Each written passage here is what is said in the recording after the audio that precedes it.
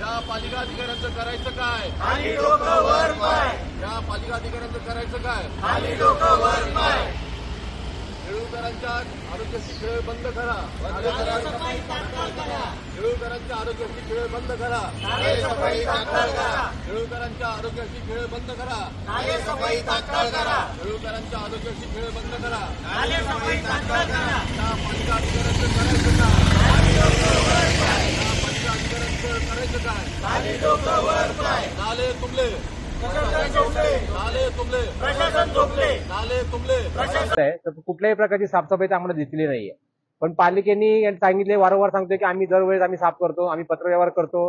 दरवर्षी आमचे पत्रव्यवहार एकाही पत्राला त्यांचं उत्तर मिळत नाही. त्यांचं फक्त हेच असतं की आम्ही नाला फक्त पाणी जाण्यापुरता साफसफाई करतो, याच्या व्यतिरिक्त आमच्याकडे दुसरं आम्ही काम करत नाही. आणि कुठल्याच वर्षी त्यांनी साफसफाई केली नाही. ठेकेदारांना काम द्यायचं, त्याच्यातून मोबदला घ्यायचा, त्याच्यातून टक्केवारी घ्यायची, ह्याच्या व्यतिरिक्त तिथले कुठलेच त्यांनी काम केलं नाहीये.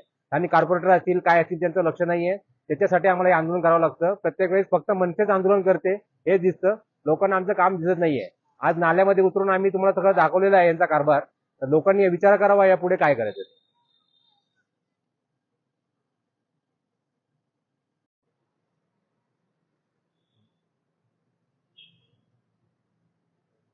नमस्कार.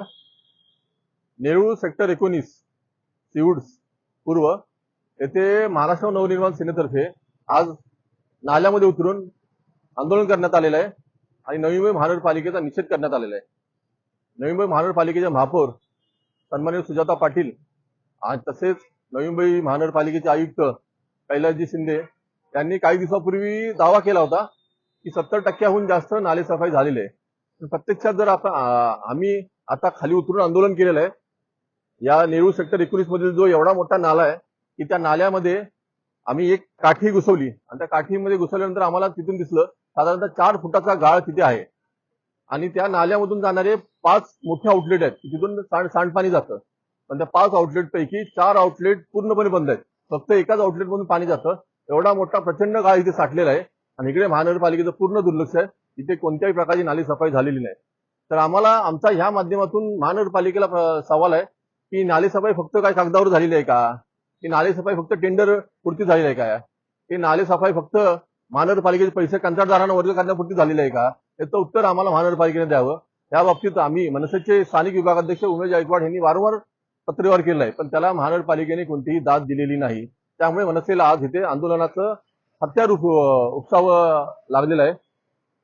आता ह्याच्या पुढचं आहे ते उमेश गायकवाड बोलतील.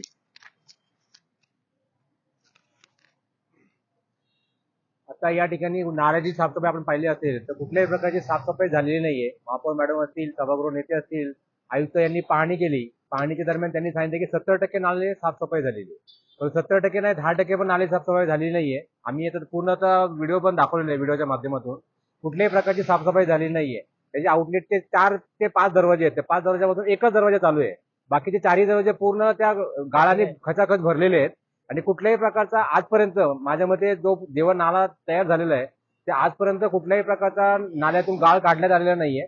ते फक्त दरवर्षी जेव्हा पाऊस चालू होतो तेव्हा वरचा कचरा जो असतो, पालापाचोळा असतो, ते साफ करतात आणि ते साफसफाईचे करोडो रुपये, लाखो रुपये घेत असतील मला वाटतं ते साफसफाईचे. त्याच्यामध्ये आतापर्यंत गेले असतील. ह्याच्यामुळे जो आजार इथं निर्माण होणार आहे, लोकांना, स्थानिकांना त्रास होतो, त्याचा जबाबदार पालिका आहे.